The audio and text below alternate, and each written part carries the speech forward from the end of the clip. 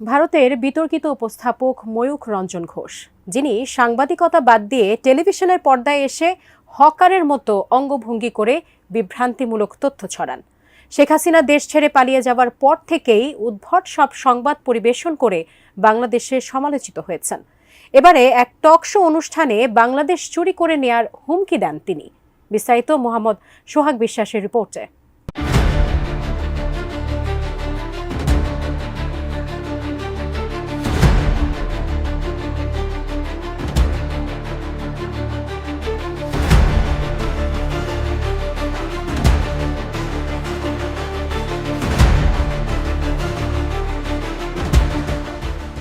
মঞ্চে ছোটাছুটির এই দৃশ্য দেখে তাকে পাড়া মহল্লার মলম বিক্রেতা মনে হলেও পরে অবশ্য জানা গেল তিনি ভারতের একটি টেলিভিশন চ্যানেলের উপস্থাপক। তার নাম ময়ূখ রঞ্জন ঘোষ।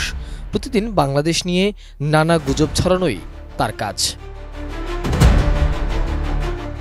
বসুন্ধরা ডায়াপেন্ট এখন আরো উন্নত। এই হট এয়ার থ্রো টপশিট দ্রুত শোষণ করে সোনামণিকে দেয় কোমল অনুভূতি। গত কয়েকদিন ধরে বাংলাদেশের বিভিন্ন রাজনৈতিক নেতাকর্মীরা যুক্ত হচ্ছেন ময়ূখের অনুষ্ঠানে, যেখানে বাংলাদেশের রাজনৈতিক কর্মী ও জনতার অধিকার পার্টির চেয়ারম্যান তরিকুল ইসলামের সাথে ব্যাপক বাকবিতণ্ডা হতে দেখা গেছে। শুরুতে তরিকুল ময়ূখকে মলম দেখালে ক্ষিপ্ত হন তিনি। তখন ক্ষিপ্ত হয়ে বাংলাদেশ চুরি করে নেয়ার হুমকি দেন। এই লেকচার পরে মারুন, এই লেকচার পরে মারুন। চুরি করেন কেন? চুরি করেন কেন? এই চুরি করেন কেন? এই ভুট্টা চুরি করেন কেন? খেতে পান না? ভুট্টা চুরি করতে আসেন কেন ভারতের?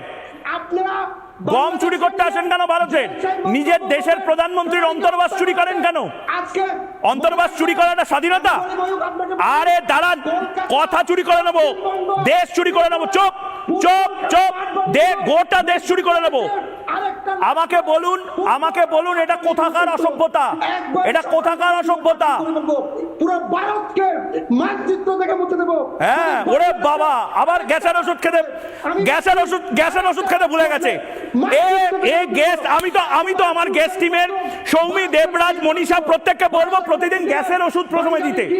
ময়ূখের সেই মন্তব্যের পর সামাজিক যোগাযোগ মাধ্যমে ওঠে সমালোচনার ঝড়। তার সাংবাদিকতা পেশা নিয়েও ওঠে নানা প্রশ্ন। মোহাম্মদ সোহাগ বিশ্বাস, এটিএন নিউজ, ঢাকা।